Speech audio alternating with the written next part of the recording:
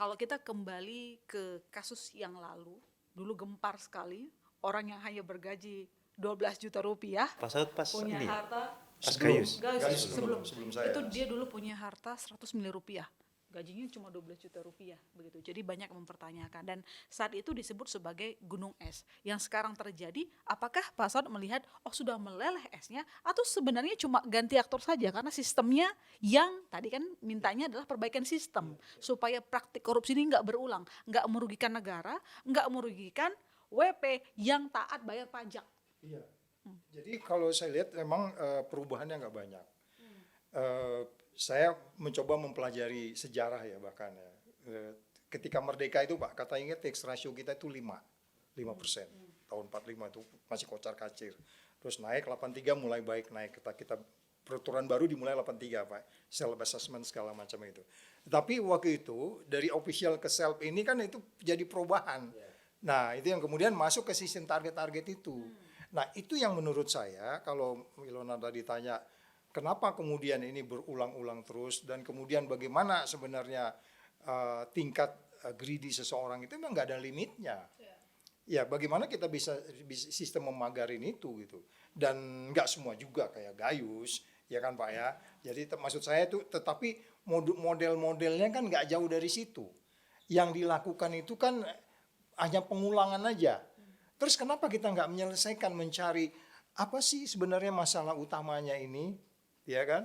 Ketika kemudian kalau kemudian terjadi tawar-menawar antara petugas dengan WP ini, di mana kemudian kita bisa menekan itu? Kalau persoalan integritasnya, saya bilang berulang-ulang, mau teknologi diganti, mau sistem diganti, mau strukturnya diganti. Tadi menterinya bilang geser-geser gitu kan? Tapi kemudian sistem nilai cara memajaki rakyat ini masih model lama, dia nggak akan selesai. Mau pakai strategi apa, sistem apa, struktur apa, jadi buktinya Kortek yang nggak jalan. Coba aja, coba tanya Mas Pri itu, gimana Kortek itu sebenarnya bisa kayak begitu coba. Ya kan? Jadi mau dibuat kayak gimana pun, mau stafnya diganti-ganti juga, mau uangnya dinaikin juga.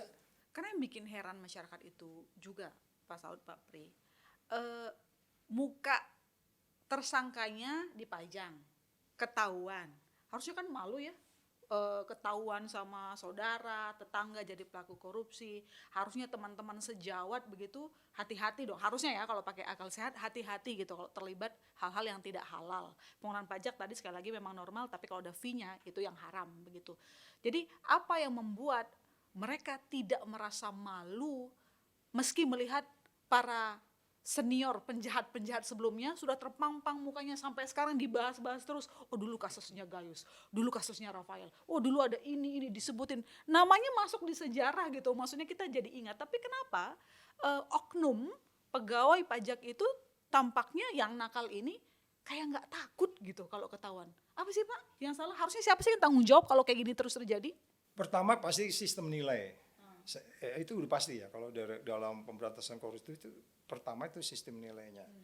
Jadi kalau kalau umpamanya kan orang bisa saya cuma ngambil 2 juta kok, yang lain korupsinya 3 triliun.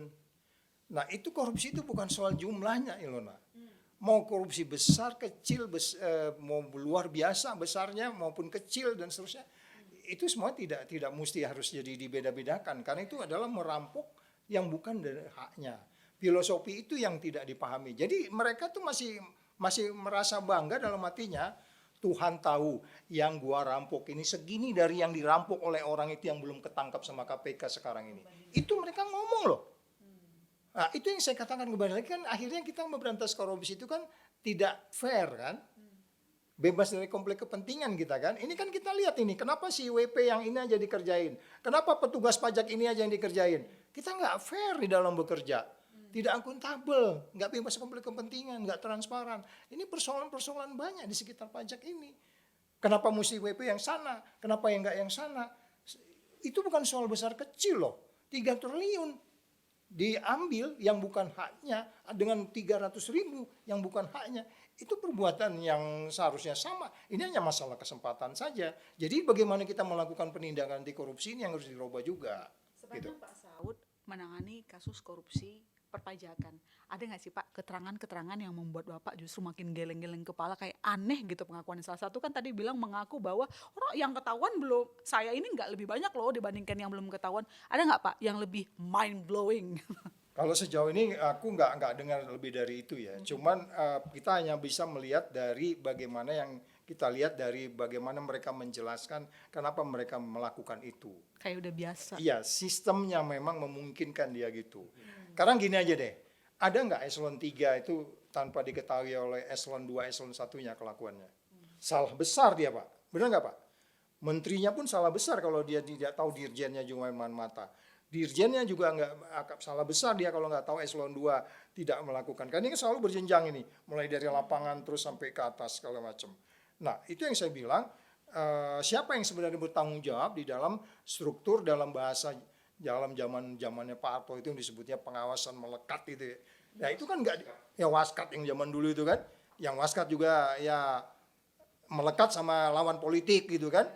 Ya sekarang kan kecenderungannya bisa jadi begitu juga gitu. Kita kan tahu kemarin orang dipanggil-panggil, mau saya tunjukin orangnya yang waktu kemudian waktu Pilpres kemarin dipanggil-panggil pajaknya. Ah, tuh ketawa tuh Mas Pri. Ya, politiking, sister. Politiking, sister. Tuh, Mas Pri tahu tuh. Itu ruwet, Ilona, ruwet, banyak kompleksitasnya. Ya. Dan ya saya senang malam ini ketemu Pak Pri, ternyata beda dikit. Oh beda banyak. Tapi nggak, meski yang dipanggil itu ketahuan nggak dibuka gamblang ya Pak? Ya ketakutan dulu kan, wajib pajak kemudian dipanggil gitu. Padahal yang lain enggak, jadi ada tebang pilih. Yes. Terus kan momok itu pemeriksaan pajak bukan, aku ketemu orangnya. Wah aku dipanggil-panggil, padahal enggak ini, dia malu gitu. Dicari-cari, karena dia mendukung Pilpres yang satu kubu dengan beliau. Ya kan? Jadi rame. Jadi maksud saya, penduduk dunia luar akan melihat, oh gini ya cara kita nagih pajak. Sebenarnya gue pingin nih Pak Pri dia jadi dirjen pajak nih sebenarnya nih. Kita dukung ya. Keren ini dia dirjen pajak.